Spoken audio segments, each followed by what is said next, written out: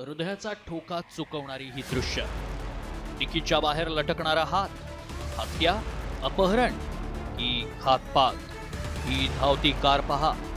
नवी मुंबईतील Vashi railway station ते सांतपाडा रेल्वे स्टेशन दरम्यानच्या सर्व्हिस रोडवर या धावत्या कारच्या डिकीतून अचानक हे काय बाहेर आलंय, नीट निरखून पहा. अरे बापरे, पाहिलं? माणसाचा हात. होय, कारच्या डिकीतून बाहेर आलेला हात एका व्यक्तीचा आहे. आता या व्हिडिओतील संभाषणही पूर्ण ऐकूया. हाथ हाथ हाथ ये जो गाड़ी है, एक मिनट, शायद ये डेड बॉडी है. देखो देखो देखो, ये हाथ बाहर आया है. हाँ, लगता है जो डेड बॉडी है. तुम्ही पाहिलं आणि ऐकलं असेल, नवी मुंबईच्या रस्त्यावर धावत्या इनोव्हा कारच्या डिकीतून हा एका व्यक्तीचा हात बाहेर आला आणि या व्यक्तीचं अपहरण झालंय की त्याची हत्या करून त्याचा मृतदेह या कारमधून घेऊन जाण्यात येतोय, असा सवाल व्हिडिओ पाहणाऱ्या आणि ही धावती कार पाहणाऱ्या अनेकांना पडला.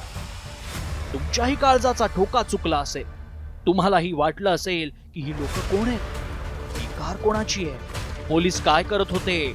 तर मग ऐका, पोलीस या प्रकरणासंदर्भात काय सांगतायत. रील्स तयार करत होते, त्यामध्ये तो डिकीमधून हात बाहेर करतो आणि नंतर अरे तुमको क्या लगा मैं मर गया हूँ क्या, मैं तो लॅपटॉप बेचता हूँ और लॅपटॉप खरीदना है तो हमारे शॉप में आओ, अशा प्रकारचं एक रील्स त्यांनी बनवलं होतं. आणि त्यांचं खरोखरच हावरे फॅन्टसियामध्ये लॅपटॉप्स आणि त्याचं दुरुस्ती आणि विक्रीचं शॉप आहे. त्या चालकावर मोटार व्हेकल्स ॲक्ट 184 नुसार कारवाई केलेली आहे आणि त्यांना समज देऊन सोडले. कारच्या डिकीतून बाहेर आलेला हा हात अपहरण किंवा मृतदेहाचा नसून केवळ रील्स बनवण्याच्या नादात जाणून बुजून केलेलं कांड. पोलिसांनी गाडीच्या नंबरच्या आधारे गाडीचा शोध घेतला. त्यानंतर ती कार ताब्यात घेऊन कार मालक, चालक, सहकार्यांची कसून चौकशी झाली. फोल्डेबल लॅपटॉप विक्रीबाबतच्या प्रमोशनसाठी हा रील बनवल्याचं स्पष्ट झालंय. मात्र असे व्हिडिओ तयार करून लोकांमध्ये दहशत निर्माण केल्यानं पोलिसांनी त्यांच्यावर कारवाई केली. ये क्यों डर गए क्या? अभी मरे नहीं है, हम जिंदा है.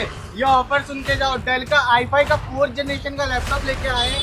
रील्सच्या नादात हे रील स्टार वेडे चाळे करताना आपण पाहिलंय.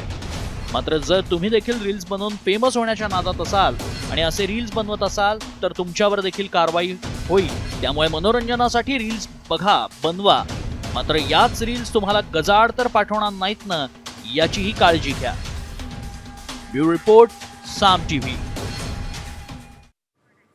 आजारपण आणि आर्थिक संकटात असलेल्या क्रिकेटर विनोद कांबळीसाठी लिटल मास्टर सुनील गावस्कर धावून आले आहेत. सुनील गावस्कर यांच्या चॅम्प्स फाउंडेशनच्या वतीनं विनोद कांबळीला मदत केली जाणार आहे. चॅम्प्स ही संस्था विनोद कांबळीला प्रत्येक महिन्याला 30,000 रुपये देणार आहे. विशेष म्हणजे कांबळीला आयुष्यभर ही रक्कम दिली जाईल.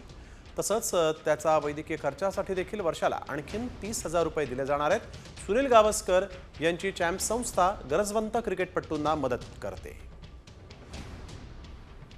तर आपण बघतोय की यावेळेस सुनील गावस्कर हे विनोद कांबळी यांच्या मदतीसाठी धावलेले आहेत आणि त्यांच्या संस्थेमार्फत आजीवन विनोद कांबळी यांना दर महिना 30,000 रुपयांची ते मदत करणार आहेत.